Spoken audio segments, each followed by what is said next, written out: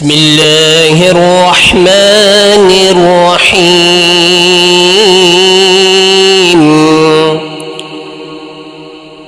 سبح اسم ربك الأعلى الذي خلق فسوى والذي قدر فهدى والذي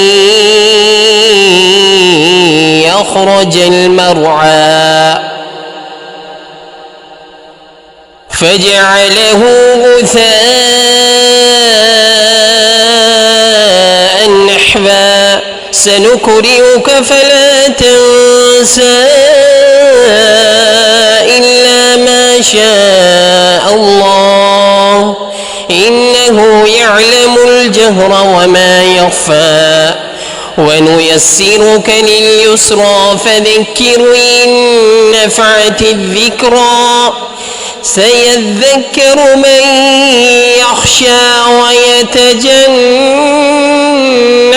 الأشقى الذي يصلى النار الكبرى ثم لا يموت فيها ولا يحيا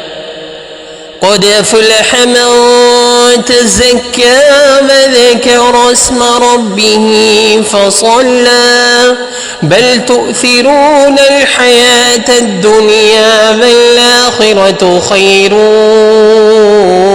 وأبقى إن هذا لفي الصحف الأولى صحف إبراهيم وموسى.